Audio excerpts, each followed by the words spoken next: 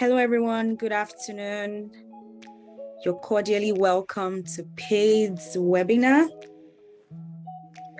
We're super duper excited to have you here with us today.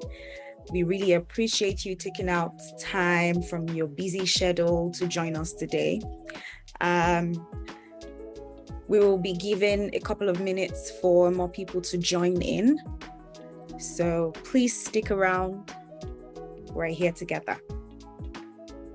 If you're just joining us, you're welcome to PAID's webinar. Thank you so much for taking time out of your busy schedule to join us today. We do not take it for granted. And as I said earlier, we'll be giving some time, about 3 to 5 minutes, for more people to join in. Thank you. All right, it is 1:05, and as promised, we will be starting off the webinar. So let me officially welcome everyone to PAID's IWD webinar. Yes, the actual day, International Women's Day, has passed, but as we all know, and for those who are not privy to that information, the entire March is Women's History Month. And so it is only right that, we celebrate women on that day and even outside of the day. Our webinar today, we will be delving into everything that has to do with creating an inclusive workplace, from culture to policies to inclusivity at management levels. And to help us dive into this critical touch points, we have our experts, our HR experts here to, shed deep insights about everything inclusive workplace. What are the strategies? What steps can we take to ensure that our workplace is as inclusive as possible? At this point, I would like to introduce myself. My name is Ore Badmos, your esteemed moderator for today, and I am the product marketing lead at PAID HCM. Why is PAID doing this? Why are we hosting this webinar? It's very important for us at PAID to connect intention to purpose. So this webinar wasn't us just thinking of something to do during the Women's History Month, right? For us at PAID, this webinar reinforces and references our ideology in an open workplace culture where everyone has equitable access to intuitive solutions that address common people needs in the workplace. In a world where economic status, race, tribe, gender, and religion is not a barrier to equitable access that aids inclusive human growth. We are a platform that believes no one should be left behind, and that inclusion involves and includes women. And finally, we also believe that inclusion is the responsibility of everybody. So inclusion is not reserved for the upper echelons of management or, just team leads. Everyone is responsible for creating an inclusive workplace. All right. If you're just joining us, you're welcome to PAID's webinar, where we discuss inclusive strategies to retaining your female employees in the workplace. To get us warmed up, right, we'll be going into our icebreaker, and I'd like to encourage everyone to, get interactive as we can, so that the idea for this is not for it to be rigid, or for it to be one of those serious webinars. Yes, we're serious, right? But we're also very cool at PAID. So without further ado, we'll be playing a little game. if you've heard of the never have I ever game or the put one finger down game, please just give me thumbs up. Fabulous, fabulous. Okay, so this should be a walk in the park then. Thank you all. Yes. So how this is going to happen is I would read out a couple of statements, and you'll be required to put your hands up if this is relatable to you. So for example, a test run will be, put up your hands if you've ever had to handle a sexual harassment issue in the workplace. So you would use the raise hand feature. Just look at the bottom of your screen under reactions, tap on reactions, and tap on raise hand if that statement applies to you. Are we good to go?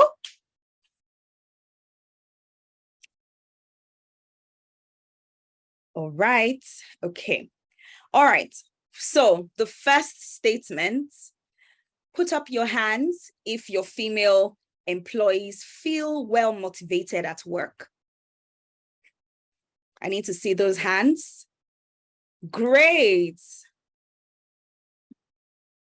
Beautiful, beautiful. I mean, that's why we're all here.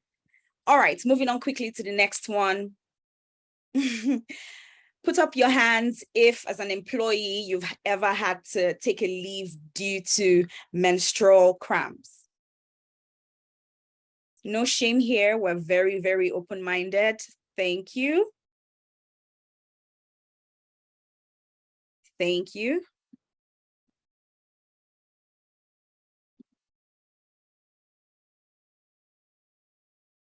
All right. Moving on to the next statement quickly. Put your hands up if you've ever had, if any of your female employees have ever had to rush back to work after childbirth to ensure the safety of their jobs.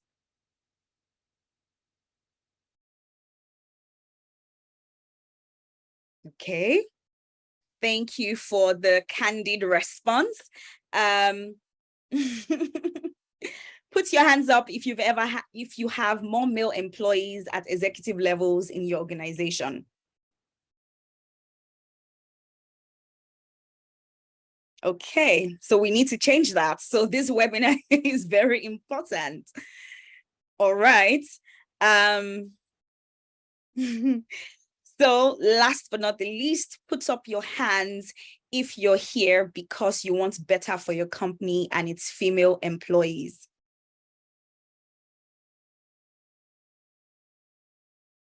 I love to see the hands going up. Thank you. Thank you all so, so, so much. Beautiful, beautiful. Well, this just reinforces, our objective that, we're doing something very important. Thank you all so much. All right. I love the engagement so far, and I'd like to please appeal to us to keep it coming and keep the tempo. A couple of ground rules before I introduce our first speaker of the afternoon. While our speakers will be taking us on, their sessions, if you have questions, please drop them in the chat box. And when it's the Q&A session, I will be reading them out. If you'd like to, you can put your hands down now. Thank you all so much. If you like to speak, you're also encouraged to put up your hands, to use the raise your hand feature so that everything is orderly as planned. Thank you all. Just for consent purposes, this webinar is being recorded so that everyone is aware of that. So without further ado, I'd like to introduce our first speaker of the day, Lara Yeku. Lara will be talking about inclusivity at management and leadership levels, where she would delve more into reasons why there are less women at the upper echelons in the workplace. How do we track how do we measure the representation of women amongst the executives using technology and every other thing in between. And then a brief intro about Lara Yeku. Lara Yeku is a HR metrics and data analytics expert with over 16 years of experience garnered from various industries, helping different companies transform the human resource, manage their talents, develop their HR strategy, and so much more. She's currently the divisional director and head of HR for the food division at Flour Mills of Nigeria, where she has been instrumental in driving the HR strategy and transforming the company's HR function. So ladies and gentlemen, please join me as I welcome Lara Yeku. Lara, over to you. Yes. Hello, Ray. Can you hear me? Please confirm you can hear me. Yes, I can. All right. Okay, thank you so much. All right, I am loving your frame, so I think we need to exchange. Gosh, you look beautiful. Thank you so much. Thank you so much. You. Yes, thanks. Thanks to you and the entire management of HCM for this opportunity to share my thoughts. I am deeply grateful. All right, can you please help share my slide? Yes, I am on that. Okay, thank you so much. Welcome. Hello, everyone. Thank you. It's so good to see a lot of people on the call today. I hope you're all keeping well.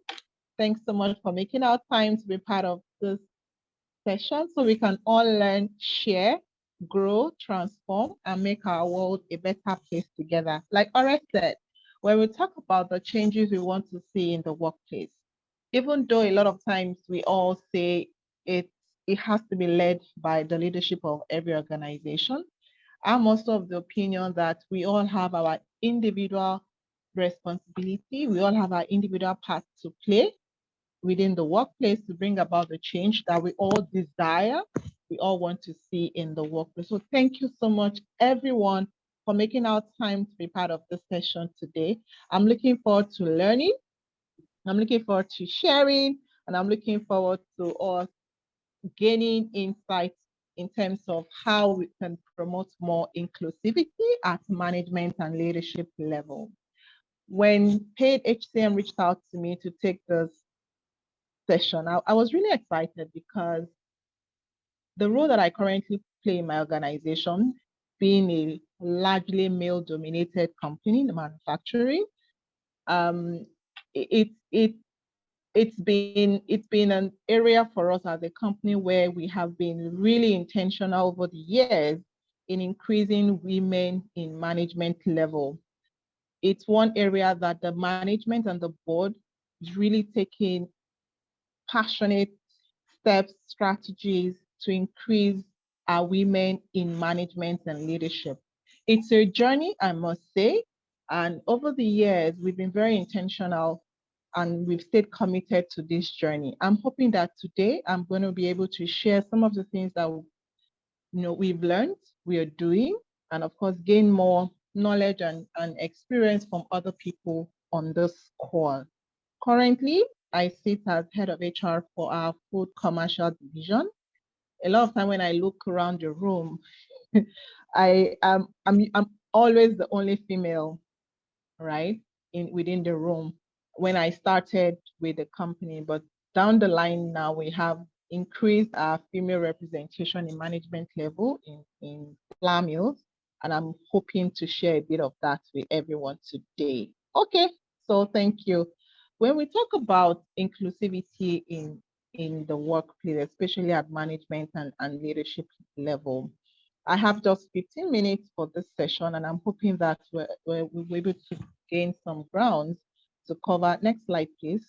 To cover, like Ore mentioned, when we talk about what's the purpose of this session. Like I mentioned, is for us to gain insights and understand the impact of why we need to have more women at leadership level. How can we also make that happen? What are the strategies that we can adopt? And I believe that also needs to come from us understanding what are the causes, what are the root causes of why women are not getting to that level. That way we are able to come up with strategic initiatives that addresses the real challenges women face when it comes to accelerating their careers within the workplace. And we'll also be looking at, what are the challenges that women face? Why are they not able to accelerate? Why are they not able to climb the corporate ladder?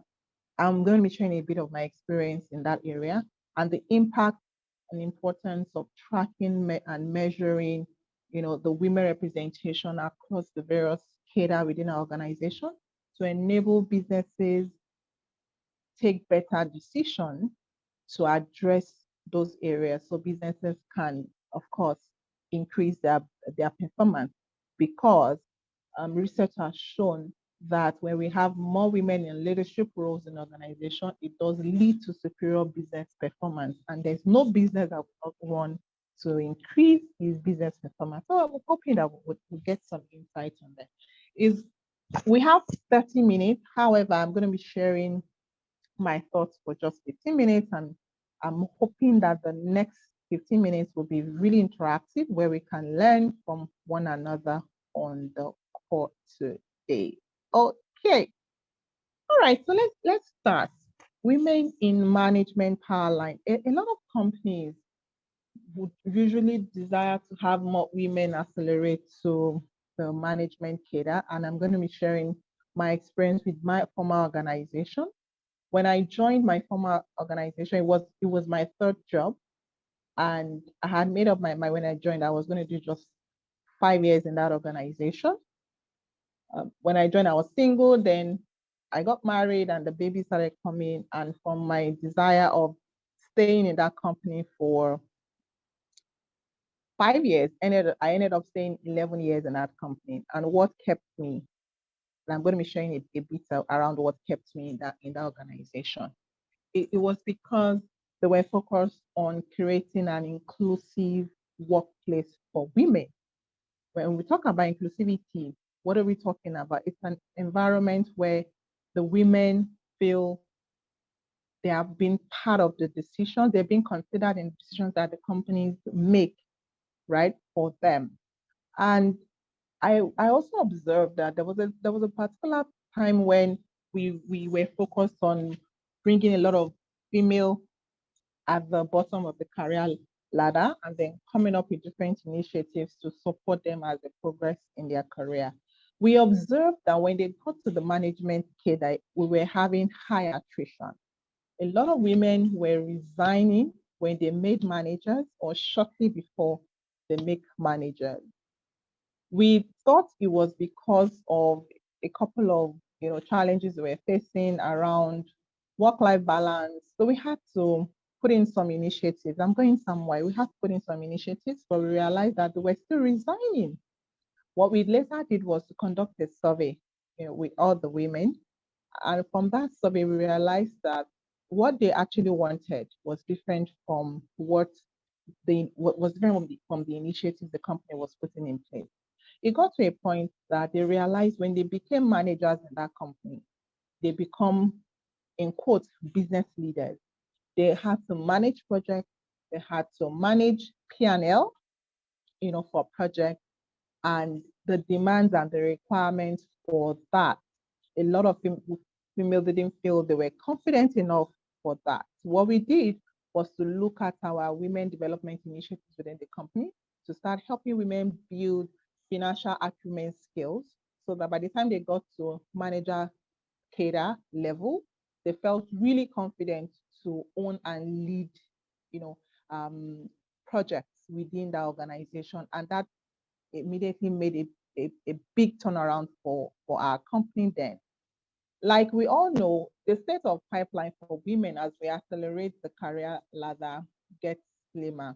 There's a research that we can see here, which McKinsey did with Lean In Org, 2022, where they surveyed over 333 companies with over 40,000 employees, women, just to get a sense of what are the things that are impacting women from accelerating the management or leadership cadre. The reasons were quite interesting, which I'm going to be sharing in the next slide.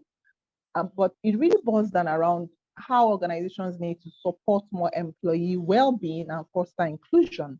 And this is really critical when it comes to women accelerating that career cadre. A lot of times, the responsibility of families begin to set in, the responsibility of struggling with balancing work, family, and other challenges of life begin to set in. And I remember recently when I was chatting with a young lady who was about to resign from her organization just because she was struggling with managing time, keeping up with work, time at work, and then family, because her company didn't run an hybrid system. So it was on site, and she was really struggling. It was her first baby after she had waited a while. And I mentioned to her to just speak to her line manager around the challenges that she was experiencing. She was a bit reluctant at first. I said, no, I don't think my line manager would ever understand. You know, he's a guy, he doesn't know all this. But I encouraged her to speak to her line manager, which she did. And guess what? The line manager took her offer to the HR director's office, and that made the business to consider the opportunity for work from home for certain people within the organization. And that policy was, approved. If she hadn't spoken up to her line manager, who eventually spoke to the HR director, the business might not have been aware of that. A couple of factors really influences why women are able to transition more around skills, capability, and the challenges, and sometimes not even having the direct mentorship on how they can be guided, right? So we'll look at what are these factors, because I believe if we're going to come up with strategies and tools to enable us have more women take leadership roles within our organization, we need to understand what their problems are and ensure that whatever we are designing is fit for purpose for our various organizations, because our cultures are different. I mean, based on industries, based on the sectors, based on existing policies and a few other things. So it's important to look at it from a needs basis and understand the impact and how it drives the result for your organization. So next slide, please. Thank you. So understanding that the impact of women not being inclusive at the leadership level, it's driven by a couple of barriers, and it's facilitated by some factors. Some of them, women usually feels disadvantaged when they are not in position of power to speak up. Like the story that I just shared a few minutes ago, they feel no one will listen to them because people might not understand how or whatever they're going through. That's one barrier that leads to high attrition of women in the workplace. The other one that I also observe is what we call social cloning.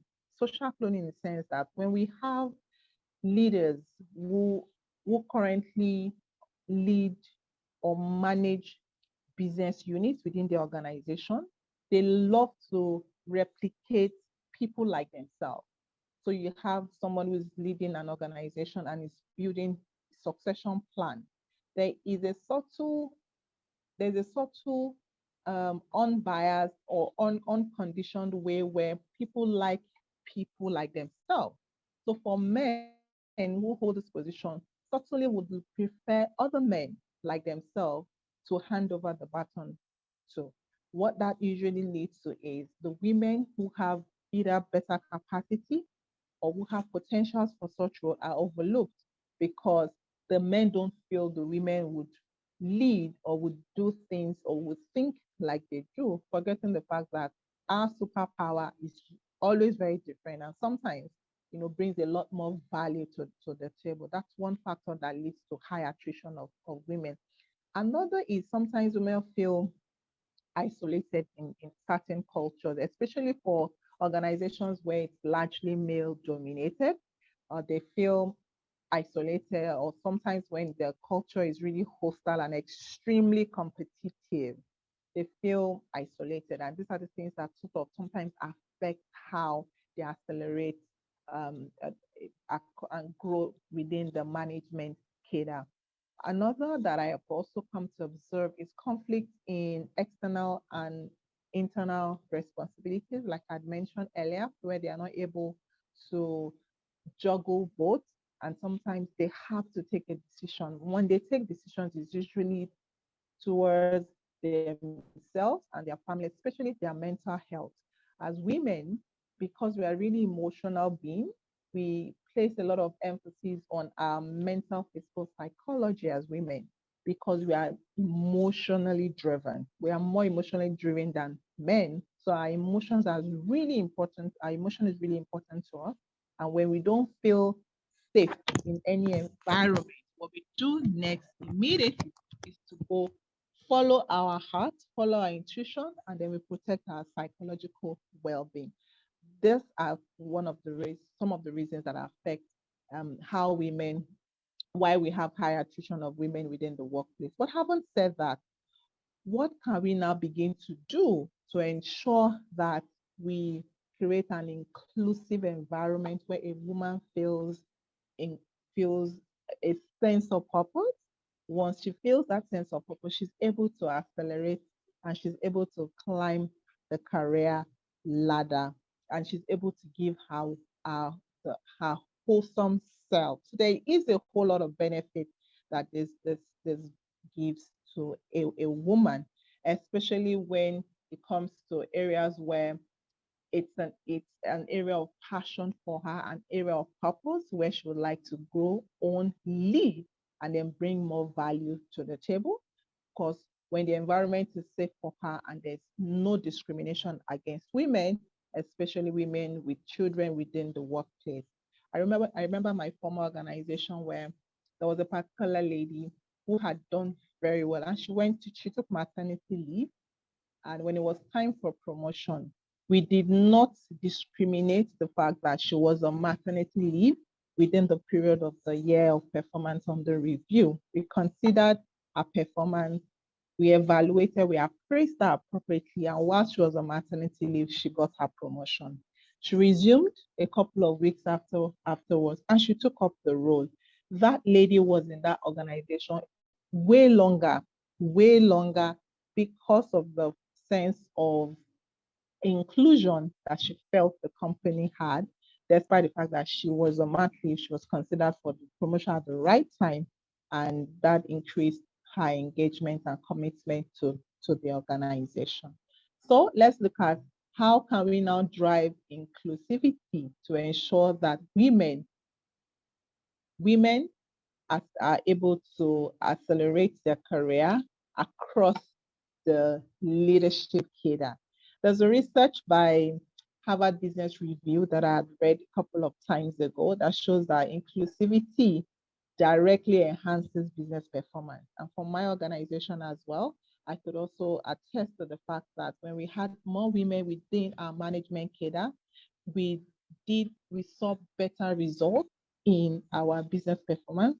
When we also had more women within our board level, the business performance equally improved as well.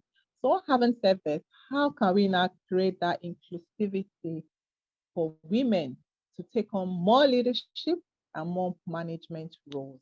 I like to start by stating that when we talk about inclusivity, it speaks to a lot. When it speaks to the mindset that as an organization we bring to the workplace, a mindset of openness, a mindset of warmth, a mindset of empathy, and not a mindset of discrimination. That is really important. It's based on how we make one another feel within the workplace, even as team leaders or as team members. When you're in the workplace with other people, how do you behave towards them? Do you make them to feel they are important, even in the workplace, or you make them feel otherwise? That is really important. That is where inclusivity comes from. That colleague of yours in the workplace, who is a female, perhaps who is the janitor or who is the female security, how do you make them feel? How do you treat them in the workplace? That is where inclusivity starts from. It's how we leverage our behavior and considerations for one another's differences, right? To ensure that we achieve better business results together.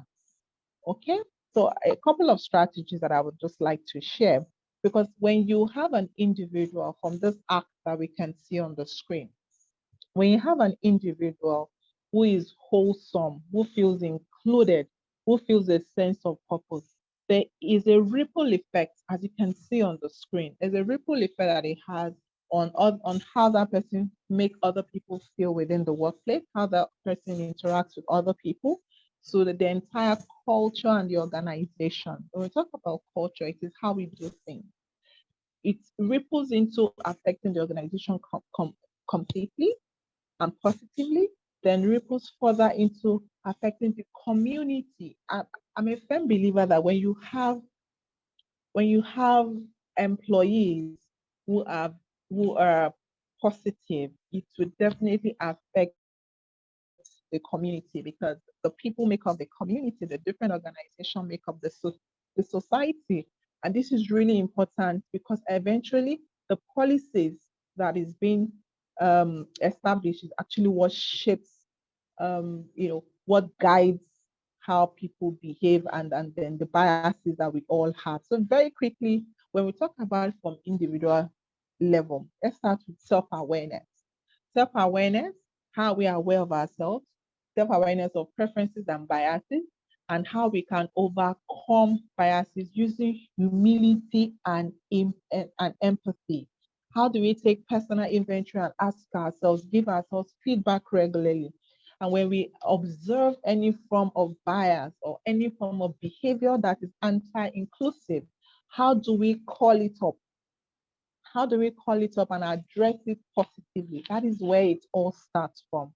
How are we open to other initiatives for decision making, and how do we measure as well? In my organization, what we did was a couple of years back, I think about 3 years ago, we had to curate and establish a female network. It was a female network where every woman within the organization, from the outsourced woman to all full-time employee, all come together. When we hold events, we hold training sessions, we hold group mentoring sessions, we also hold internal mentoring sessions within ourselves, growing one another. And when we started this, we saw better results in women's performance, because we're also tracking. There were two metrics we're tracking in our organization. I'm really hoping that someone would also pick this up as well. We're tracking their performance records. So for the year we started the female network, what was the performance ratings, what the performance results and outcomes for women? We were tracking it to understand how the impact of the network was having on women. We tracked performance appraisal results. We tracked their leadership index, because we equally assess, the leadership index, 360-degree leadership index, part of what we assess in our organization. We're tracking that. We equally track promotion. So how many women got more promoted? We track attrition as well. Unfortunately, one of the areas where we didn't meet our target was in attrition, because some of our women had to japa. I mean, that was beyond our control. Some had to japa, some had to relocate with their families, and of course, we lost some to other organizations because we're equally training them, we're grooming them, and more companies were coming for our women. So there are a couple of metrics that would make sense to your business. It could be your return on invested capital, you can track that. It could be your return on equity, you can track that. It could be your return on sales. It depends on what is applicable to your respective organizations for you to track. As I round off very quickly, because I have overspent my time, it's important that we equally understand the kind of inclusive environment we need to create um, as an organization. How do we adjust and adapt to that environment or to that culture? It speaks also to the communication style. What is the communication style that exists within your organization? How do you observe? What are the areas that you need to change? How do you How do you make those changes, and how do you track what you don't measure, right? Does not get done. So you need to continue to track it. And how do you infuse initiatives that will drive those positive habits within your organization? How do you build your narrative to ensure it is inclusive, it is important to you and your business? Overall, how does this also tie to the business purpose? How do you create room for personal story shares, allowing women to give their views and opinions, to decisions or to ideas on how you can create more inclusivity within the workplace? Everything really falls down the to how as individuals within the organization we stay purposeful and committed to driving inclusivity within the workplace. I say to people in closing that empathy is the root of human improvement. We need to be more empathetical in how we relate and interact with one another, especially with women. How do we show more understanding? And I'll end with this story. There's a lady who was a high performance lady. I mean, she did her work very well. She was a very strong talent for our organization in finance department. And over a couple of, I think, over a couple of 1 year plus, her performance started dwindling, even though the company had better plans for her to promote her and move her to take on bigger challenge and bigger role within the organization. Unfortunately, one morning she came to the office and she made a very big blunder. She works in finance. She made an extremely big blunder that cost the organization a whole lot of money, and they had to let her go. However, before they eventually had to let her go, the I think the CFO invited her to have a word with her, and in the process of interrogating and speaking to her, we found out that she was actually experiencing an abuse from home because she was working late. Anytime she gets home, her husband would beat her for coming late home, and she never spoke to anyone about that. The day she made this blunder, she had gotten home very late in the night because of traffic, and her husband did not open the door for her, so she had to sleep in her car. She got to work the next day as if nothing ever happened. And, you know, being someone who works in finance department, she was very tired, she was drained, she was fatigued, she wasn't talking to anyone, she was bottling up a lot. She made this huge blunder that cost the business a lot of money. And she never spoke to anyone until that day when her CFO engaged her because they were going to let her go. She broke into tears and shared. Then the CFO invited the head of HR, spoke to her about it, and discovered that there were actually one or two other women going through abusive challenges at home with their spouses, and they were not talking, and this was impacting work. That day, the business had to come up with a policy and an initiative that, you know, allowed more people to embrace speaking up to another about personal challenges at work. They had to come up with an initiative that addresses women. Just come, let's talk about it. I mean, they called it something, let's talk about it. Let's talk about it initiative. And that singular experience was what changed the life of that woman and many other women within the organization. So for us to be inclusive, we have to be empathetical, we have to listen more, we have to observe more, we have to create an environment where everyone feels they belong to and everyone feels they cared for. That way, come up with strategies that will enable us to allow people bring their best whole self to the workplace. When we're able to do this and a lot more other strategies, we would have more women who would feel very excited to climb the management and leadership ladder, holding the hands of other women, sharing their real life stories to support them. And that's where the company would make more money and improve on its business performance. Thank you.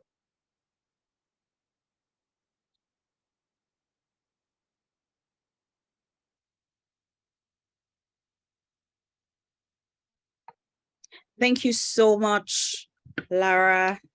That was such a heartfelt session, as well as very, very insightful into the effects, the causes of a non-inclusive workplace, what would potentially lead to your female employees quiet quitting, feeling unmotivated, as well as a couple of steps that can be taken to ensure that everybody feels included. And one of some of those points that you rightfully made was making them feel important, no matter the level they're at. So it could be your janitor, your janitor, your cleaner, your kitchen staff. Everybody needs to feel important, because every moving part of the business is important to the success of the business. And if you think that one role is insignificant, you would only realize that when there's that vacancy, or there's that gap in there. Another point that you mentioned that's really stood out for me was self-awareness, right? And I think that's a really, really huge bit of it, because if you're not self-aware about your biases, again, unconscious biases, right, then you will not be able to self-regulate and make those changes where needed. And I think that you mentioned something about some of the causes of a non-inclusive workplace, where you mentioned people like to replicate themselves, right? And I think that that shoots into behavior as well. When one person, two people, when they are self-aware, when they are taking these necessary steps, others can look to them and replicate this behavior. And even something as simple as downtime in the office, TGIF days and all of that. There are some offices that they're just when they're trying to include games in the office, recreational activities, it's skewed towards the men, right? So you have a lot of the snooker games, the FIFA games, the table soccer games, and I'm wondering, what about the women, right? It's somebody outrightly told me one time that, oh, women can learn the games. Okay, but did you ask if that's what they want, right? Yeah. So thank you so much. Thank you so much, Lara Yeku. We'll be taking questions at this time. I'm going through the chat box. Oh my gosh. Okay. Right. Yeah, but please confirm that you can see the slides that you're meant to see now. Okay, thank you. Yes, so there's a comment that says empathy. Empathy, yes. Thank you for this. Empathy, but what do you do in an organization where your empathy as a people manager is being seen as not being assertive or soft, and as such being taken for granted? That's a question for you, Lara. Thank you. Thank you so much. Thank you so much, Barakat, for that question. And that's really a brilliant question. A lot of times people liken empathy to, oh, you're weak. You're weak, you're not assertive. No, that's not what empathy is. What empathy really is putting yourself in that person's shoes to understand what they are going through, to feel what they are feeling, to make sense of how they are thinking, to see things from their own eyes. And what that does for you is when you're interacting with them, or you're holding a conversation with them, you're able to empathize and consider how they are feeling in the decision and the output that you're going to give. That doesn't mean that you're not assertive. It doesn't mean that you're weak. doesn't mean that you're too soft. What it means is that person sees that you show a level of understanding of what they are going through, and then you work with them to share what they need to do. What do I mean? Take for instance, perhaps there's someone who comes late to work. It's just an example every day. And as a line manager, you're upset because perhaps that affects deliverable. The typical way that you go around it is issue a query. It depends on whatever your policy states. Issue a query or deduct some salary, or you address it aggressively. That's the usual way. But the empathetical way is, well, you try and understand, why are you coming late to work? Is it because of traffic? If it is traffic, what are the things you can do, to enable you beat traffic? Do you have to leave earlier, stay later, or what are the options available? Because when you're empathetical and you're addressing issues from the point of empathy, you're able to help that person generate options, think through it together with them, understand their situation so you can think with them to understand how best they can solve the problem that you're trying to solve at that point. So empathy doesn't have to do with you being soft or not being assertive. It is you understanding situations better so that you can work with that person to provide a solution to that problem. So it's saying to the person, I empathize, I understand what you're going through. However, what can you do differently? That way, when you empathize with people, people feel more connected to solve the problem rather than give a query. I'm not saying don't issue queries, please issue queries, but I'm talking about how to provide more, how to demonstrate more empathy in how you're solving problems. When you empathize with them, they feel more connected and they own it jointly. Rather than being told or being queried or being tongue lashed, they feel rebellious. Say, why are you telling me this? Do you even understand what I'm going through? I mean, a lot of times people come back and they're very upset with their organizations because their organizations don't seem to understand. They're very upset with their line manager because they don't seem to understand. When you empathize from a place of understanding, you're able to solve problems, you're able to let the person know what they can do better because you're putting yourself in their shoes. And that way people take more ownership in resolving problems. So empathy is not being soft or not being assertive. It's totally different. All right. Thank you so much, Lara. I have one more question, but because of time constraints, we'll be moving on to the next speaker. But please, everyone stay with us till the end. I would also like to drop a hint that we have a giveaway, coming right up for the early. We like freebies. Yes, and the freebie is a 1-month trial on Paid. So Paid is a HR tech. Thank you so much. Thank you, Paid, for that. Yeah. So Paid is a HR tech people platform that helps you do all the heavy lifting from payroll, benefits, hiring, all the way to exit.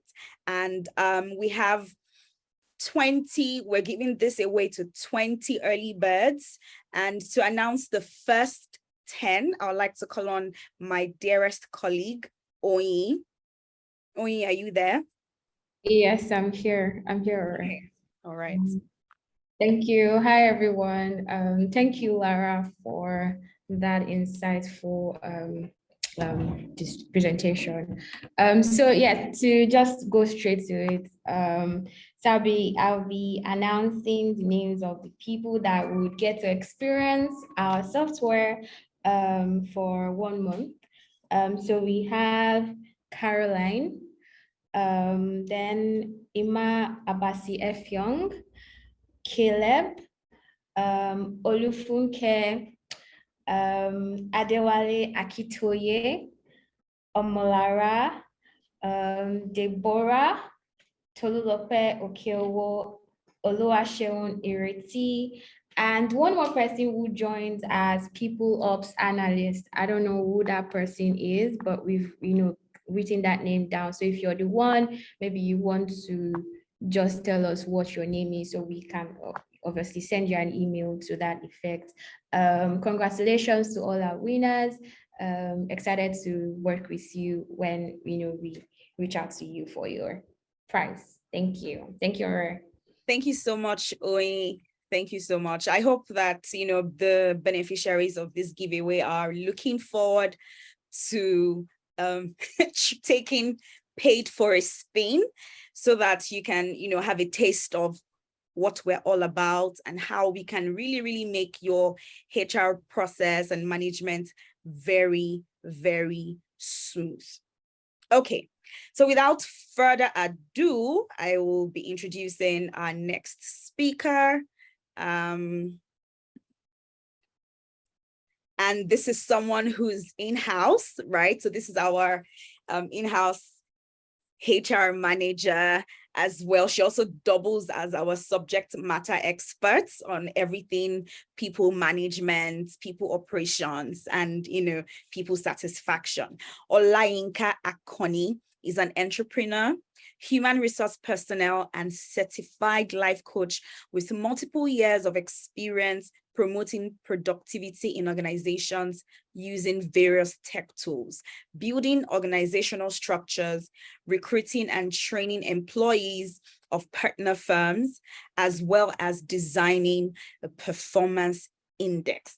She currently works at Paid HCM as the lead people and operations and will be giving us an exclusive look into how she has managed employees excellently so far using technology.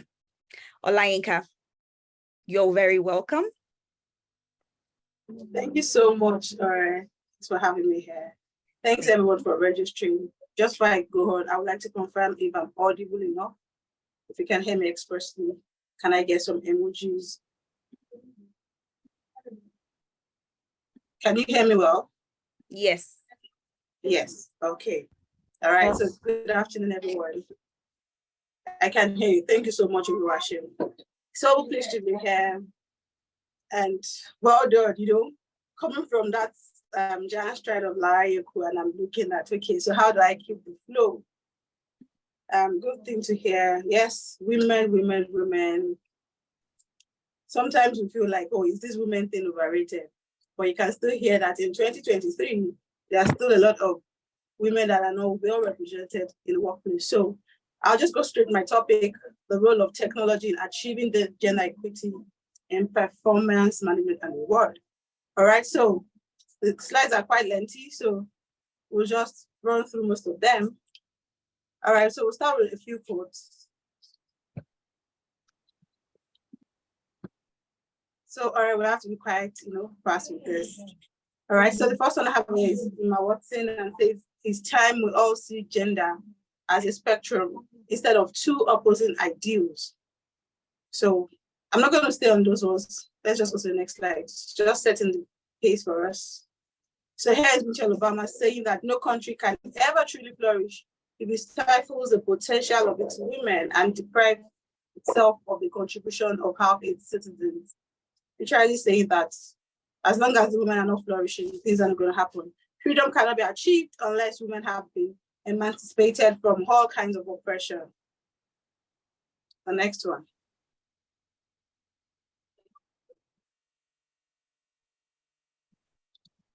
All right. So now we heard Lara Yeku talk about how women are. So the next slide here, we heard her talk about how women are not able represented in the organization. So now, does equity matter in performance and reward? Like all these stories we are saying, what's it all about? What's the finish? You get. All right. All right. So the first one we see here is women work more.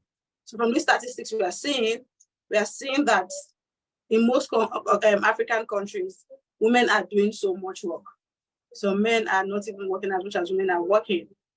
And women are less rewarded and women earn less.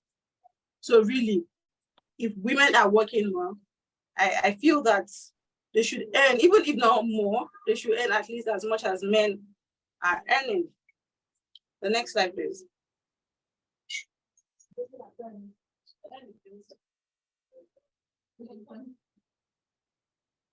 All right, the next slide, please.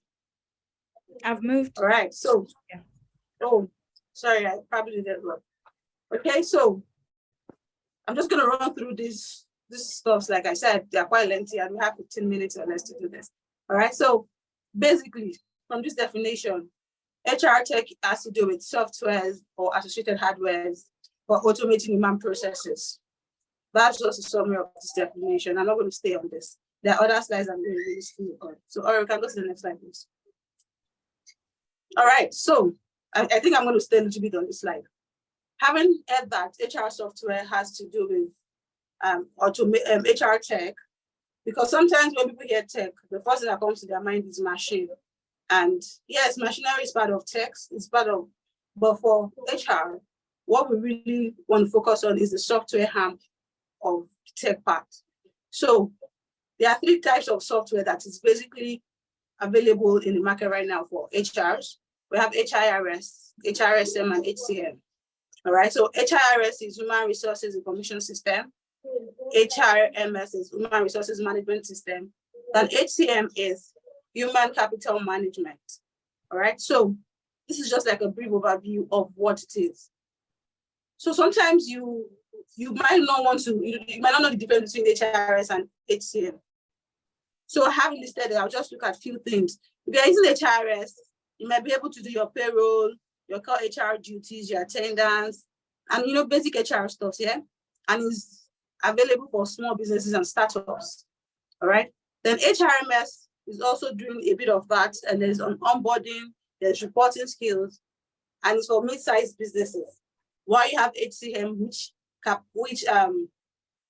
accommodates more companies, it's larger, so it's like the largest. And the good part of it is that paid is HCM. And one other better part for us is that you can use it as a startup and you can use it as a large or global business. So I'm going to give you this reference just so that you know when we get into it. So 3 major HR software solutions. You have the HRS, you have the HRMS, and we have the HCM. All right, please go on.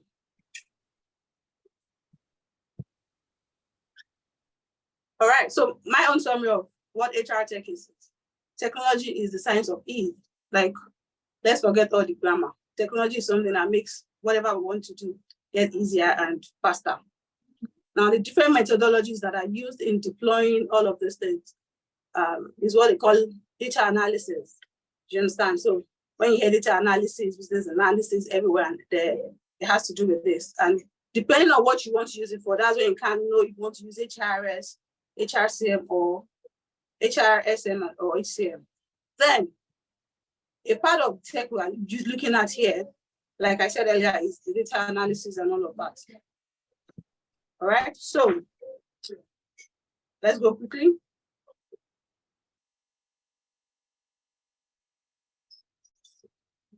All right, next slide, please. All right, so the first thing we want to talk about now is, so all these things we are doing before is just trying to set the background. The crux of this discussion is, how do we use tech to ensure that there's equity in the workplace? And these are the things that Lara Yeku was saying, and I'm just going to say these things briefly. Any sustainable performance reward or any sustainable promotion that's going to happen in any organization has to be with performance management and evaluation. Promotion shouldn't be based on, oh, I think I like this person, or this person might be doing well. It's not a maybe, maybe not. If you want a sustainable growth in the organization, or you want a salary increase that is transparent enough, it has to be through performance management and evaluation. And also on the flip side, there's some organizations that they are key about performances and they just want to do performance management. But the truth about it is performance management and performance appraisal is just like a leg. The other part of it is compensation and benefits. So for every performance management and appraisal that you're doing, it should be associated to rewards and benefits. All right. So, all right, let's go ahead. All right. So like I said earlier, We have 3 different kinds of software in HR technology, and I'm using paid HCM as a case study, like first. All right, so there are different softwares here, but this is the one I'm most familiar with right now, and I'll just take us through 1 or 2 things that can help us get to this equity state that we're looking at. So, all right, let's move on, please. All right, so I'm still also going to refer back to what Lara said, and said when she came in initially, when she steps into the room, it looks like she was the only one, but now it's getting better. So there's a feature on paid, there's a feature that's just by you clicking on your dashboard, you would see what we have as gender distribution. So you can see like a chart showing you the distribution of the genders you have, like male, female, 50-50, 40-30. So just by looking at that, you can tell how well females are represented in the organization. All right, the next slide.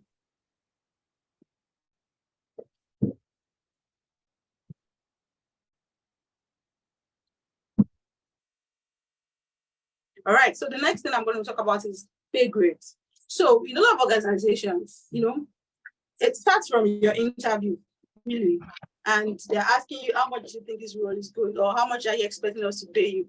And people will be like, I don't know. Some people are so audacious to mention some really, really good prices here, while some other people are, they just say anyhow, anything the company says. And there's been reports that says it everywhere that women are poor with negotiation skills. Like women are not good with negotiation skills in any which way. So there's something we call pay grade. So it's a system that helps the employee compensation to be based on your experience and some other factors. So it's like a salary structure, it's a pay scale. So at that point, when you're coming in based on what you're coming in with, the number of years in the field, the industry standard of salary for those number of years, and a couple of other things, you are able to create a pay grade for yourself. So what pay grade does is that it's a unilateral based qualification and experience system. So there's no way you want to sift out a gender and say that she's a girl, I don't like her face, I'm going to take her out of this. Like it's uniform, yeah? You have 3 years, you have 3 years, you have these qualifications, you have these years of experience, this is where you fall into. So that's kind of bring equity into the old bracket. And like I also said, it saves today from the reportedly poor women negotiation skills. It's been said that if there's a particular role for both genders, the men are possibly going to negotiate higher than the women. I don't know why, but, and funnily, we women, we spend the money more, happy. What do you think? When it comes to making the money, we are afraid to name our price. Please let's go to the next slide. All right, so the next part of the feature that is on paid HCM that promotes gender equity is clearly communicated objectives and goals. So when it comes to organizations, one of the reasons why women fall out of workplace, like Lara was saying, is emotions, right? When they feel unsafe. So sometimes your lead or your team manager is telling you things, he's trying to tell you to do something. But because he has toasted the woman before, so now, for me, I feel women have double issues at work. When you're working with a man, there might be issues of sexual harassment and all of that. When you're working with a woman, the woman will also feel like, there's a way women, we can be for ourselves sometimes, especially women of old, not Gen Z women. But there's a way the women are also the problem of the women in the workplace. So either way you're going, someone is just trying to write 3 emails, and the person calls you and is like, where were you yesterday? There are a lot of tantrums that can happen when it comes to setting objectives and goals. So on paid HCM, we have a platform where you can go there and set the objective for the whole team members. Yeah. So this way, number one, you are setting goals that even the line managers, the performance managers, the executives can see. So it's not biased. You are not giving the woman 5 tasks and you're giving the men 3 tasks because you probably don't like her face. It's unilateral and it's well clear. Then also, like I said, there's no room for your favorite thing. There's nothing like, because I don't like her, I'm going to give her more work. What you put there is owned by one person and it sprinkles down the whole unit. So let's go to the next slide, please.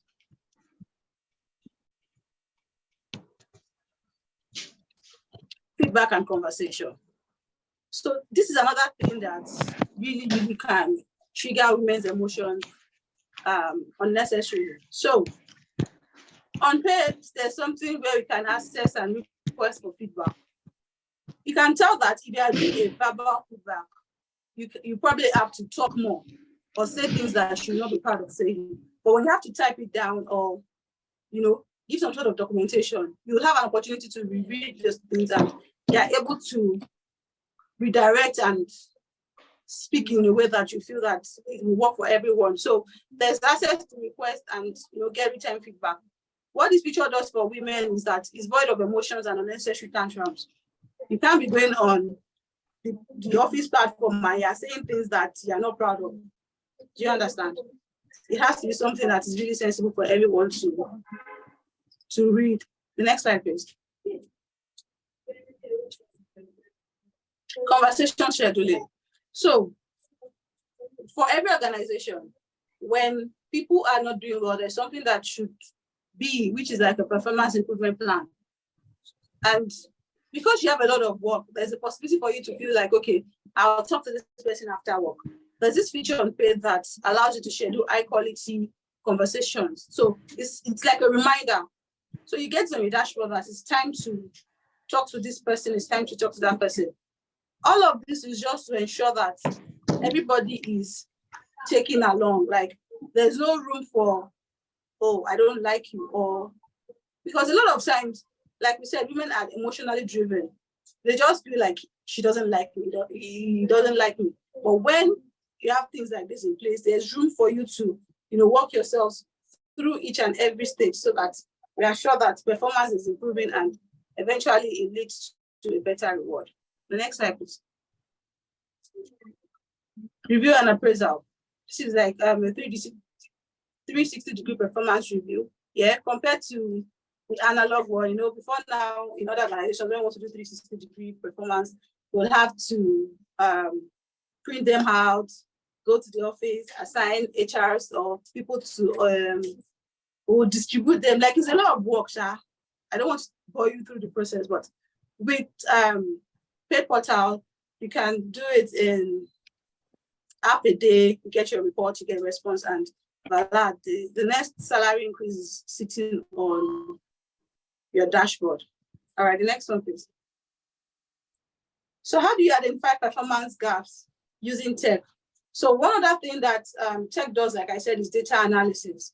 And here on pay, a balanced scorecard is such that you have 4 different perspectives. We use basically balanced scorecards. So by the time the person is getting their report, there is a percentage on each of the perspectives. So you can say that, okay, this person has a good learning and growth, but is poor with finance. So the statistics is just there for you to quickly identify where this person is not doing well, and you can begin to think of how to help the person move based on the perspective that they are not working. So like I said, data analysis shows you where. So you're not just thinking that this person is not performing well. So my concluding thoughts here, Africa has one of the, still on the concluding thought now. So Africa has one of the youngest workforce compared to places like Asia or Japan. And when we look at our output as a continent, we can't compare it to what Japan is doing.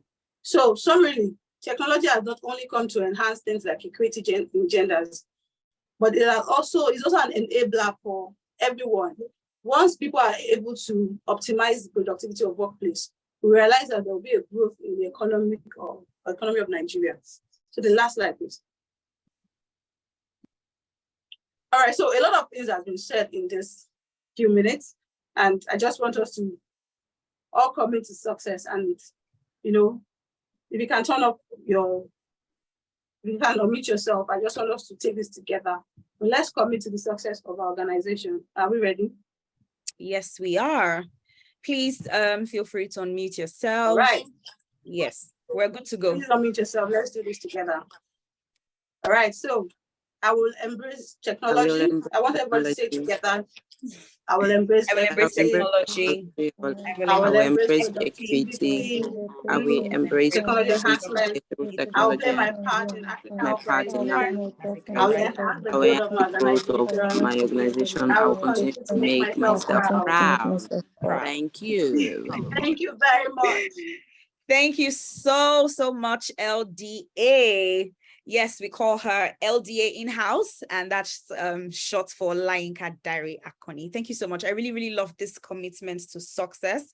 And I feel that it's something that we can add to our affirmations. Yes, we say that we affirm ourselves every day, but affirmations, go beyond just personal. There are different branches of that, the financial aspect, the workplace aspect of it. So thank you very much, LDA, for the entirety of your session, and especially this last part of it. We will be going into questions. You're very welcome. Let me stop sharing my screen. Okay. We will be going into questions right now. So please, if you have a question, kindly put up your hands or drop it in the chat box. I have one, two actually, one from Lara's session. But let's start with the one that directly ties into what you just spoke about, LDA. You mentioned something about women not being good at negotiation. My question is, would you say that the fact that women are not adequately represented at decision-making levels could be a factor as to why, they're not confident enough to speak out, to push back? All right, so for me, I feel there are two different discussions, yeah? Women not ably represented is different from women not being able to negotiate themselves. So I don't know if it's imposter syndrome or something. Yes, the fact that women are not being ably represented in managerial levels, it's something that's very big, because yes, if we have a lot of women there, they can negotiate for the other women, like they can negotiate on their behalf. Okay. But yes, when it even comes to individuality, when it comes to one-on-one, women, we sometimes kind of feel low of ourselves. We are not sure of what we can bring to the table. We have so much ability, we have so much power, but when it comes to taking what belongs to us, like in the marketplace, we find ourselves second-guessing ourselves. Yeah. Do I think I'm really worth this price? Do I think they'll pay me? What if they say no? All of those thoughts. We're just not bold enough to ask for what we think we really deserve. Or sometimes we don't even know we deserve that much. Like what the first speaker was saying, like identity crisis. You have so much, but you're not even sure of yourself that you have this much. So I think that's basically. Okay, all right. Thank you so much. My last question for you will be, do you think it is a myth, or let me rephrase, do you think the equal representation of men and women at decision-making levels or in the workplace at large is a myth? Do you think it's something that is achievable, or do you think it's something that is not so achievable? All right, so I can't really answer that question, yeah, because there are a lot of factors. It's beyond the people in this room. It still boils down to like in Nigeria, like our politics, for instance. How many female governors do we have in Nigeria? How close are we to getting a female president? How many representatives do we have in the federal house? So one female governor she was just elected. We are all celebrating that one, like on the Mother's Day. Right. Just one out of 36 or 37. So when it comes to female representation, it's a whole lot. It's a whole lot. What we can just do is every woman should just play their part and do their bits. Keep working the work, and I hope that someday, getting like this, that even the female governor lost, imagine. So that means you don't have any female governor, yeah? So the narrative is larger than what we can assume. I don't think we have enough data to prove that progressively in the next 10 years we'll be there. But I believe that it's not how it used to be. So we're making progress, we're getting better. And someday soon, I believe we'll have more female representatives up there. Thank you so much, LDA. Thank you so much for your session. This was really, really insightful. I will be calling on a colleague of mine, Tosin, to just come and do a bit of buttressing on some of the points that LDA mentioned about paid and how paid, ensures inclusivity in performance management. Tosin, are you ready for us?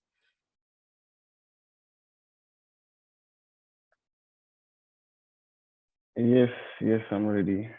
I am. Hello, everyone. My name is Tosin. I work at Paid HCM, and I would just be giving you a quick insight to how the performance management model enhances, fair and transparent evaluation. I'll be sharing my screen shortly. Okay.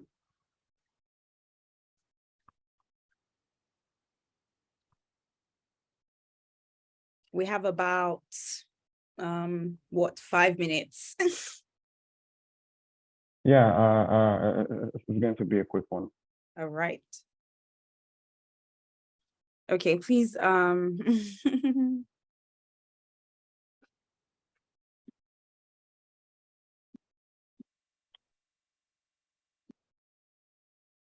you try now, Tosin? Yeah, I can. Awesome.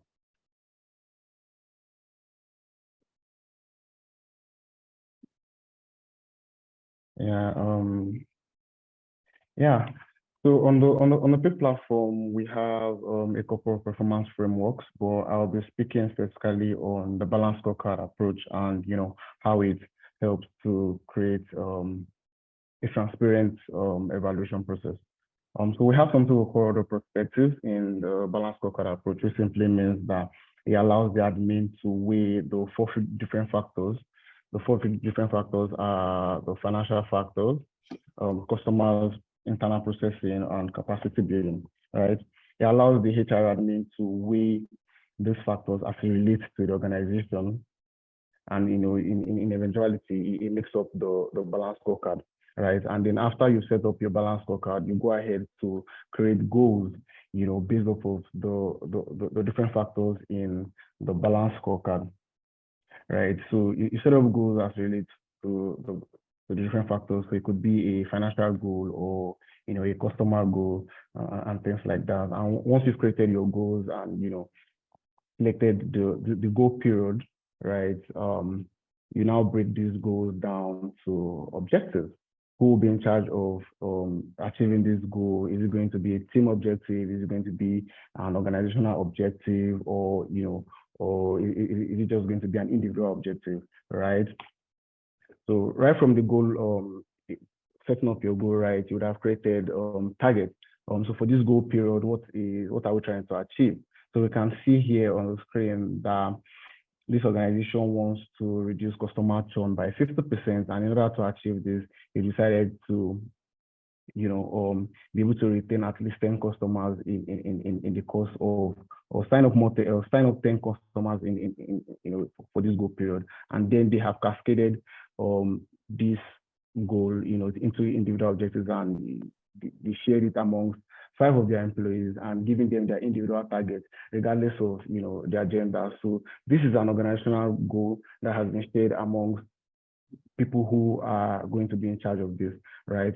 And as they work or strive towards achieving their objectives, they update it on their own employee dashboard. And then as an admin, the admin will be able to see an oversight or an overview of everyone's performance towards achieving that goal or their individual objectives. And you can see there on the right-hand side that there's a status report, right, for people who have achieved their objective, or they have exceeded their objective, or or people who are off track. And this basically is going to help the HR admin or whoever is in charge of of handling these goals to be able to reward whoever has achieved exceedingly well properly.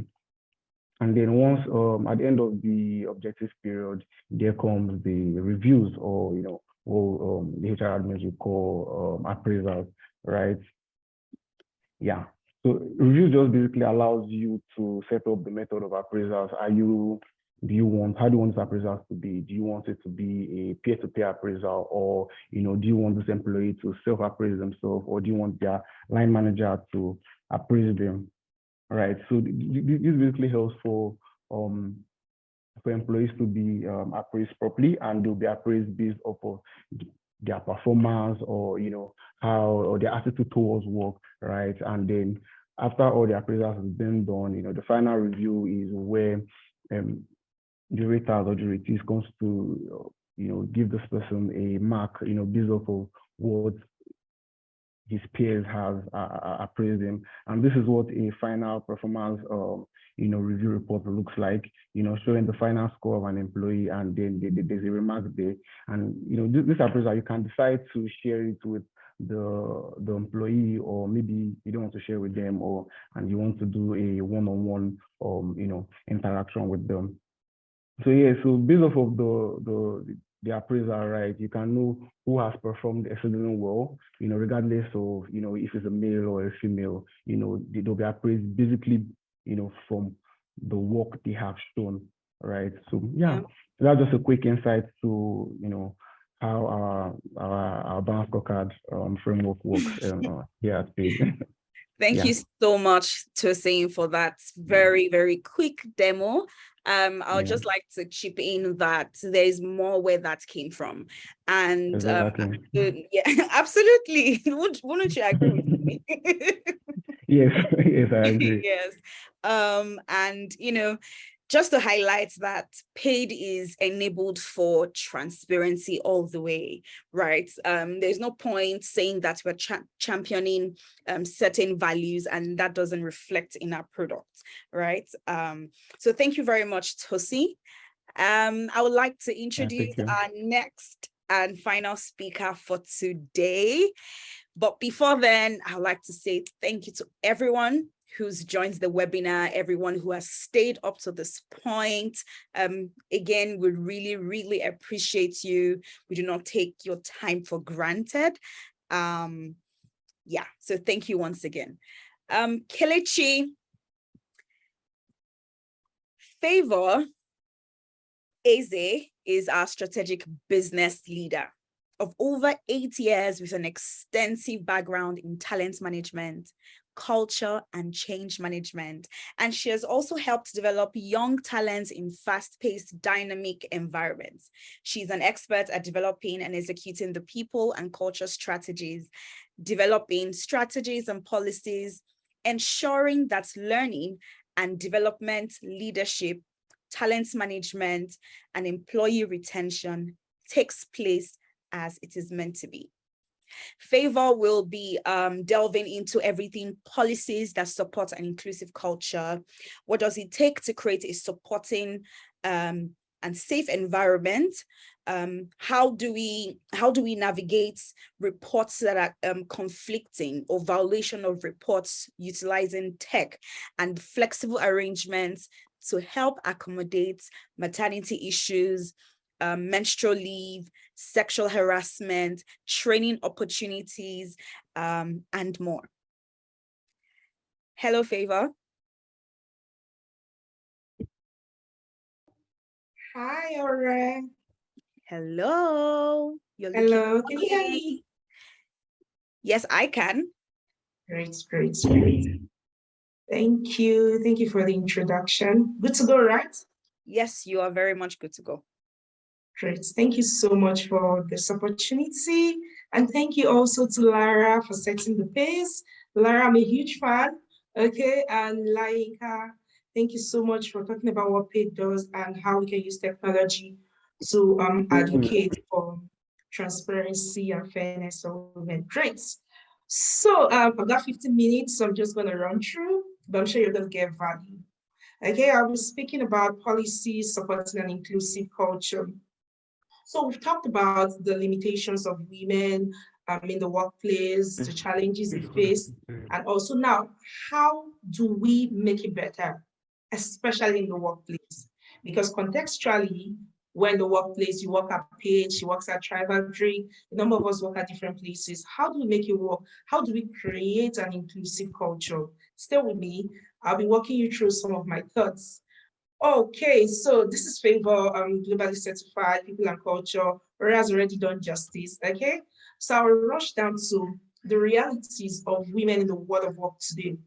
The truth is, it's more difficult for women to get jobs due to stereotype. I was at a session, and sometimes it's good or it's bad. And I was at a session 2 weeks ago, and somebody mentioned that she had hired a couple of women, and it was as if all of them were getting pregnant back to back, and the job was suffering. The job was such that you need to be present. Actually, a teaching job, you need to be present based on the model of the school structure.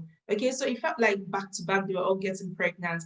She was an advocate of employing women. Initially, when she had set up the school, she wanted only women. But seeing the reality, she realized that she can't keep up because she's always trying to make up with other stuff. And then she came to the decision that she's not going to hire more women, especially women that are newly married, okay, or actively in their reproductive age, so that the business doesn't suffer. You know, so we had a number of debates around it. Some people thought it was not fair, some people felt, but the truth is she had her own perspective, and that can influence a number of things. And that's one of the realities we face at work today. Sometimes some people feel like, this one you're hiring, is she pregnant?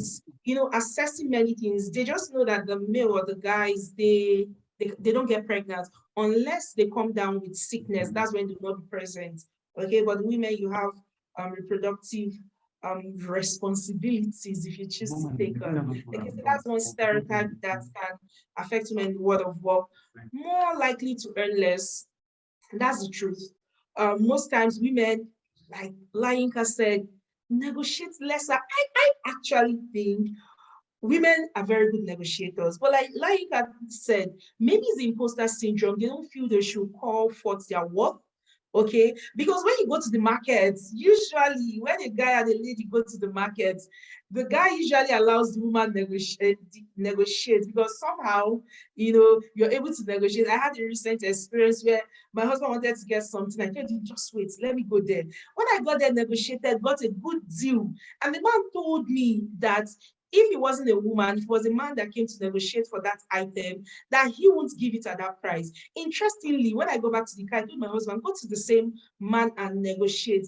It was ridiculous. And the man told him, my wife had already negotiated. Please just give me the price, my wife. So it now comes to mind, it calls to mind, why the disparity? We'll talk about that much more later. So most times they're likely to negotiate for less, maybe because of imposter syndrome or, you know, patriarchal system we find ourselves for whatsoever reason. Okay, they get lesser recognition. An example, a guy and a lady, they do the same thing or they get a particular job. The lady gives the expected results, the guy gives the expected result. If you ask the guy, oh, this is amazing, how did you, oh, I'm good, oh, you know, they'll hype, let me use the Gen Zs, they'll hype themselves to make you see that I got this result because of me.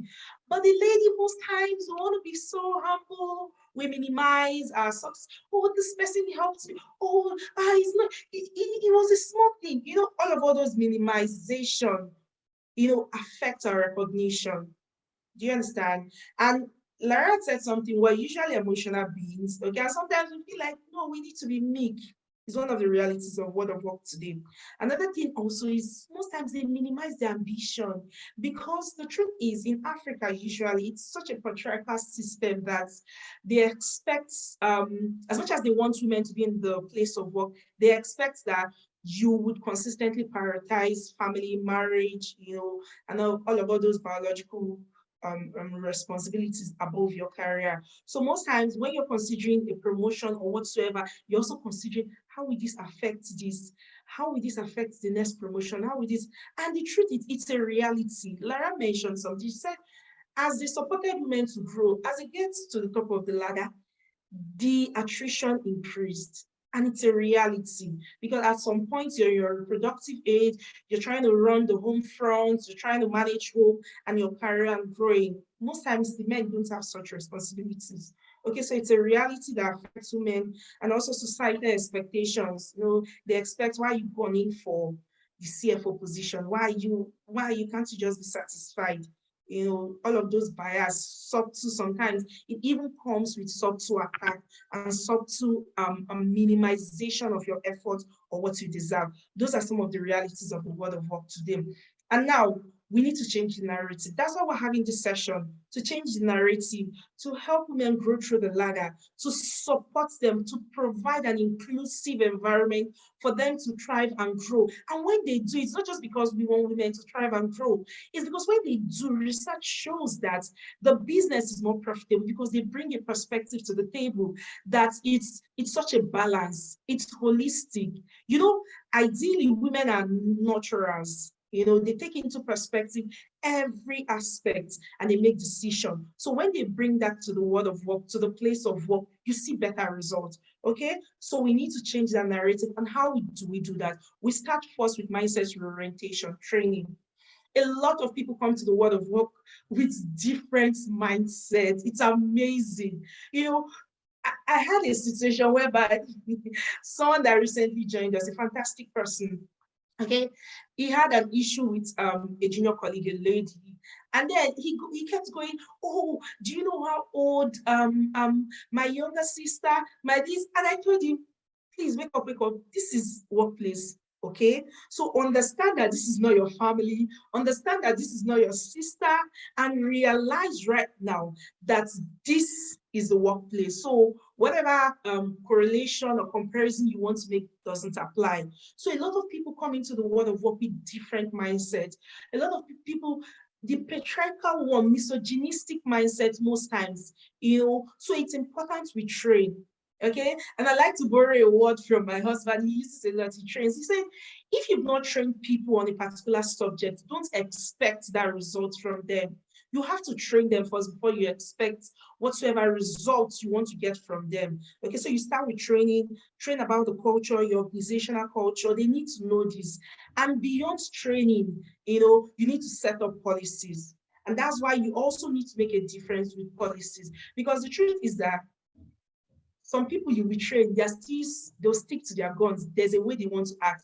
But policies is like a balance, a structure to have you conform to. And if you don't, you already know that you're defaulting based on what the business wants to achieve. So beyond training, you apply policies. First, as a reminder, because after I've trained you, you might need to refer to a number of materials, which are the policies to guide you, to give you insight, to make reference to. And that's why we really need policies, okay? The first policy we'll be talking about is gender-sensitive recruitment policies.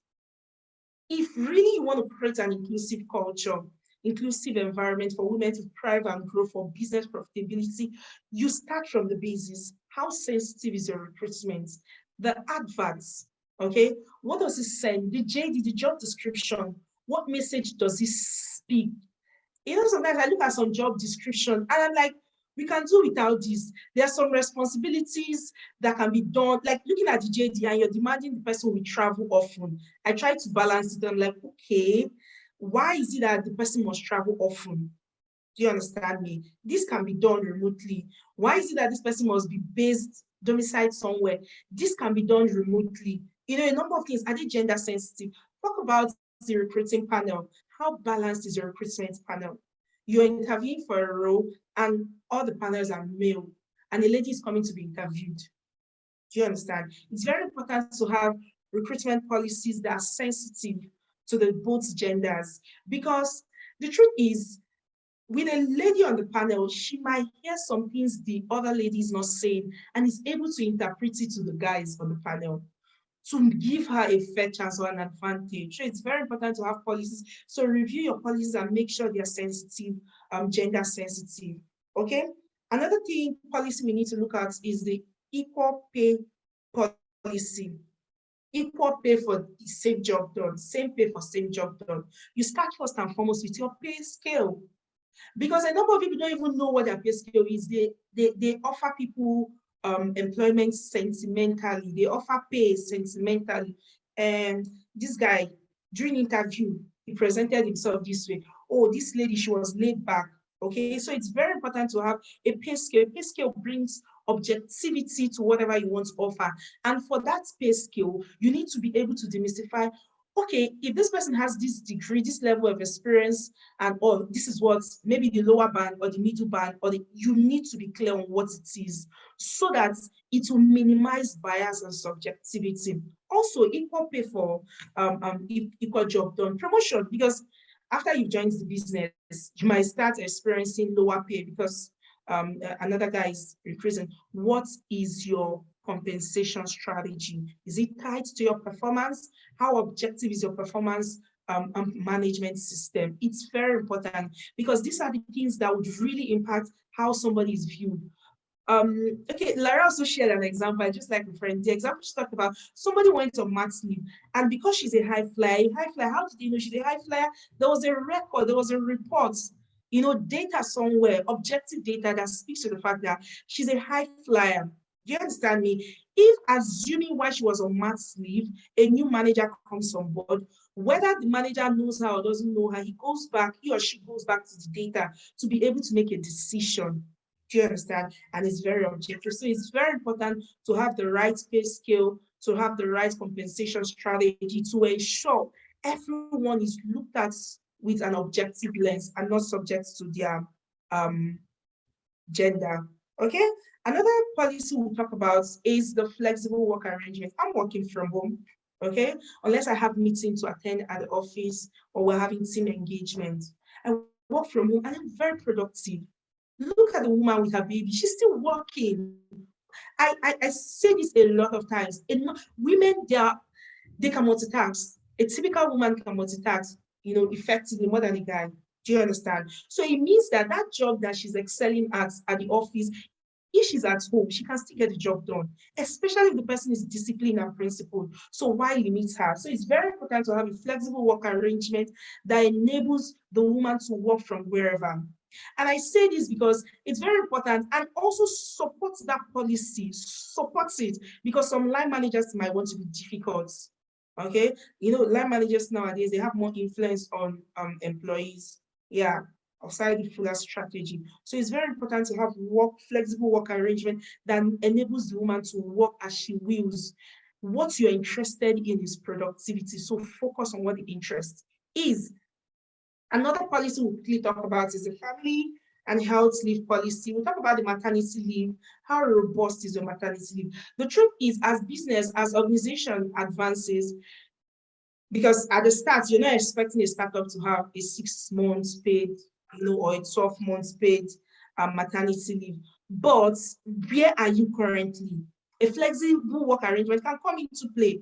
What are you offering currently to support your women, especially when you know your demography, okay, of women? Make sure it supports them. If you can offer 3 months paid, you do that with their annual leave so that they are able to bond with their children. Okay, paternity leave also, I added this here because, yeah, we're talking about women, but a woman somewhere gave birth to a baby that the man in your organization is a husband to. So that woman needs the support of her husband. So encourage that also. And menstrual leave, it's a new trend that I really advocate for, because the truth is, sometimes menstrual leave, menstruation can even become somewhat a sickness for some people having different kind of issues, endometriosis and all. It can become an issue. So menstrual leave should be something that is incorporated. For some people, they're already incorporating it in their sick leave. For us at Tribal Group, today we have pads. So if for whatever reason your period starts, there's pad for you in the first aid kit. You go there without shame. Like and the guy managing the whole first aid kit is a guy, he gets the pad. So we do that to minimize the stigmas attached with menstruation, and also to encourage, if you're feeling down, if you're feeling sick, there's sick leave, okay? Adopt it, take it on. Okay, and managers also encourage people, because the truth is, I tell people a lot, when people are sick, they can't give you their best. They can't give you their optimal. So it's better they go back, recuperate, and come back to give you the results you want, instead of managing them and slaving them out. Okay, it's very important.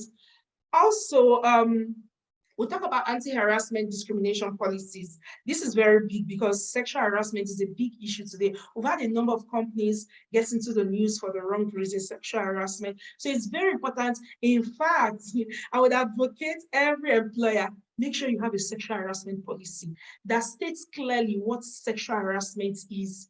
Because the thing is that some people don't even know what sexual harassment is. Some people that are used to vulgar, toxic organizations, they don't know the line.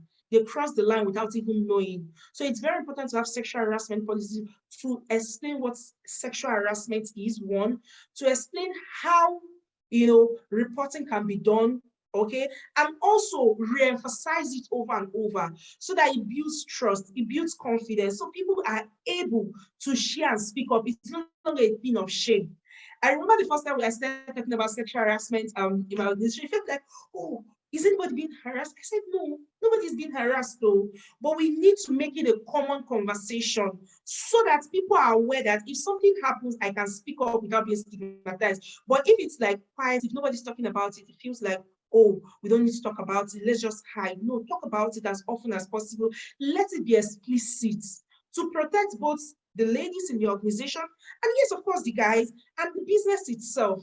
Okay, because it's even against the Nigerian law, sexual harassment. So you don't want to be an accomplice by being complacent towards sexual harassment, bullying and intimidation. The example I gave earlier where an older colleague is talking to a younger colleague because the person is being assertive, and then you feel like, oh, you might intimidate. If you don't have a policy guiding that, because of course the lady, the younger person knows that there's a policy around it and she can express herself and she has the backing of the policy, she's able to express herself and report where she felt, oh, this was offline. If you don't have that policy, some people get lost. They're just thinking the other party might be bullying, even if it's not the intent. But one of the things policies also does is that it gives people clarity as to the line they can't cross. And if they don't know, you call their attention to it. So it's very important for us to have that policy to avoid bullying, intimidation.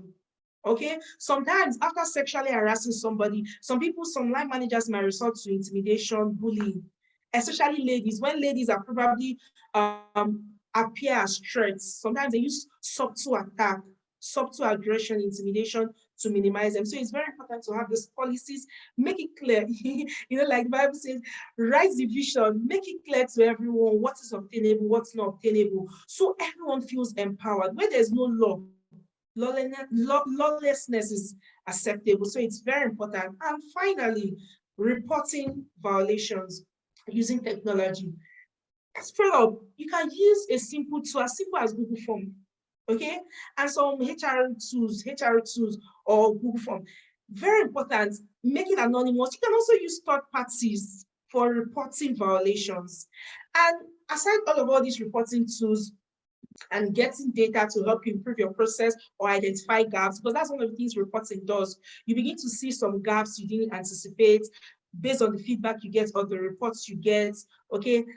Aside that, you need to make sure you take action on the reports to build trust and foster the desired results. If you don't take action, people talk. I always assume people will talk. So I make sure it's clear, give reports if possible, the person concerned, which is also something that should be part of your sexual harassment policy or anti-harassment policy, where you have to give feedback to whoever shared the complaints if the person is not anonymous. Okay, it's very important to take actions on that. I hope this was helpful. There's so much more to encourage everyone. Ensure you yourself as an individual, you're an advocate of the policy. You're an advocate. If you see somebody being harassed or being minimized in the workplace, speak up. We all have that responsibility to speak up. People are coming from different backgrounds, like I mentioned. Some might not be confident yet enough to express and give feedback, but you are here, you are aware. You should speak up, encourage them to speak up. And that's when we're able to hold ourselves together to higher standard and of course, encourage the women to thrive in an inclusive environment. Thank you so much. Thank you so very much, Favour. I realize the time constraints. Yes, but I mean, knowledge was definitely passed across. I can speak for myself, and I'd like to get some confirmation from our participants. If you think that, you know, you've been able to gain one or two insights from Favor's session, can you just give me a thumbs up quickly? Thank you, Nonso. Thank you, Faye. Thank you, Oyi. Thank you, Effiong. I'd like to see more finger thumbs up. Thank you, Alice. Fantastic. Thank you, Benga. One more before we move on. Thank you. Thank you so much, Michelle, and Olutayo Adewale as well. Thank you all so much. So Favor's session, like, you know, we all know, focused a lot more on the policies that you can put in place. And I think that these policies, outside of it's, you know, ensuring that your workplace is inclusive, it also helps the organization look out for themselves and protect themselves in the event of, you know, certain situations, right? So it's very important that, you know, we put these policies in place. And it's also very important that everybody in the workplace is aware of the policies, and, you know, they're assured of the accessibility of these policies. Favor, there's something that, you know, jumped out at me when you were speaking, the bit about you know, having pads in the office. And I remember sometime last year on Twitter, there was a bit of a ruckus on Twitter because a certain startup said that they send period care package every month to their employees, to their female employees. And, you know, there was a whole conversation about, oh, that was very intrusive, you know, what's the you know, the process to that, you know, a company should just stick to, you know, the basics. And, you know, it made me wonder, where do we draw the line? So, like I said, we're coming from different places, like different mindsets. The thing is, with personal stuff like that, you have to make it available. Don't put it in their faces, but make it available and make everyone know it's available. If you need it, come for it. Like for us, what we do, we have the pad in the office. If you need it, you come for it. Okay, so it's not like we're coming to you and you're on your period or any of those. If you need it, you come for the pad and you use it, because we're coming from different. Really, in the world of work today, you really have to be very careful, because some things you're really doing with the right intent might be misconstrued, and you don't want to be in that space. But make it optional. First, make sure everyone is aware of what you want to do, because the truth is, it will benefit one or two people. However, make it known that it's optional. If you need it, if you think it's something you want, you come for it. Yeah. All right, Constance, very, very fantastic. I'm going to move on to my next question. All right, so my next question is centered around pay grades. I know that LDA touched a bit on that, and, you know, tied that into technology, but I would like to bring us to the transparency aspects of things. So, you know, there's something, you know, we say about making sure that, you know, the pay grade is transparent. But I'm also very aware that there's some organizations, some HR professionals who believe that, oh, pay is supposed to be confidential. So now, in the events that, would you say rather that the transparency of pay grades across board will, and what I mean by that is, if, you know, if I know what my colleague is earning, they know what I'm earning, they know what other people are earning, do you think, you know, that will drive an inclusive culture? Do you think that will make everybody feel, you know, or do you think that will do more harm than good? Okay, so I think it's a function of the maturity of the business, the demography of your team. Okay.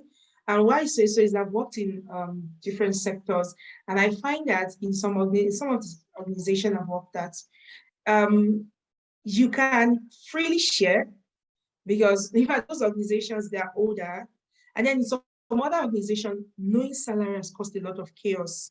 okay? And then the difference I see is the maturity of the two businesses. When you have people fresh out of school, trying to still navigate the world of work, and even especially, forgive me at this point, Gen Zs that just, they think they should get certain things. And once they don't get it, they sometimes, not all of them, don't wait to understand why not, okay? So it's important, the maturity of the business comes into play here. In some contexts, it's what's the word? It's more beneficial. It shows transparency. In another context, you need to know your demography, the maturity of your business, okay? So that you don't go and apply a particular culture that doesn't work for your team or your organization at that point. So it can foster transparency depending on the maturity of the business, or otherwise if you apply. Right. Thank you so much, Favour. This was really, really insightful. And that brings our sessions to a close. And I would really like to thank our speakers for, gracing this occasion. Lara Yeku, I'm not sure if Lara is still on the call. But we'll definitely do well to get our appreciation across. So Layinka Dare-Alanni, LDA for short, our in-house lead people, operations and management. And once again to you, Favour Eze, thank you so much. I believe that everyone on this call will be going home with something, if not, more than one thing to drive an inclusive workplace. I'll be calling on another colleague of mine, inclusion, right? Everybody is carried along. I'll be calling on Faye, who will be, thank you so much, Michelle. Faye will be, what's the word now, listing out the names of the next the people who will be winning the next set of giveaway. Faye, over to you. All right, thank you very much. All right, good afternoon, everyone. Good afternoon.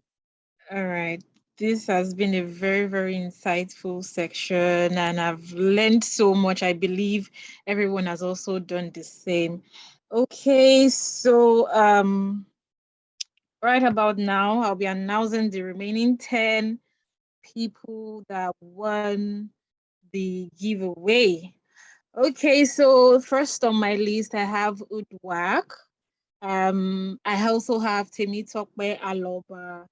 I have Juliet Ladipo, Jennifer, Chiemeka Faith. I have Barakat. I have VVV. And iPhone. I also have Nonso. And finally on the list, I have Adepingpe Oladapo. Congratulations to you all. We'll definitely be getting in touch, and we look forward to you exploring the software. Thank you very much. Thank you so much, Faye. Thank you so much, Faye.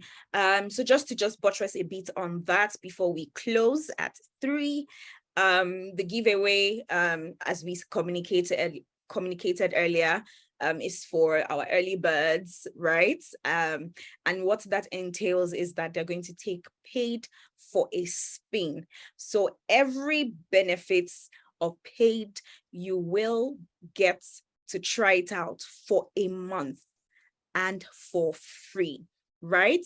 So if you're wondering, how does paid help with your hiring process?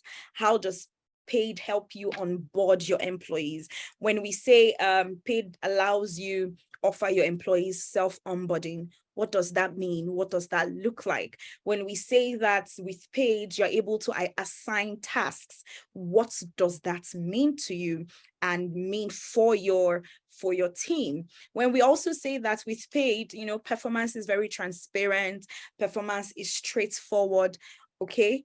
How do we back this up? All this and more are what you get to find out when you take paid for a test run for your organizations. So our team will be reaching out to you via the emails that you dropped when you were registering. In the event that there's a bit of a difference in the contact information that you dropped, kindly please just drop that in the chat box, and we'll just pick it up from there and reach out to you and just get you started on paid. Also, please do well to speak to, the decision makers at your organizations and tell them about the good experience. And I can assure you that you're going to have a good experience during the, the trial. And it's not just because it's a trial, it's a very consistent experience. So please do well to speak to the decision makers, let them know how this makes your job seamless and how, every redundant work and, every busy work is canceled when you use paid to manage your people. And with that, on that note, I would like to bring this webinar session to a close. Thank you all once again for registering, and not just only registering, but for, taking that extra step to attend and stay till the end of the webinar. We really, really appreciate you. And we shall be communicating with you via the contact information that you provided upon registration. Thank you all, and do have a lovely Wednesday.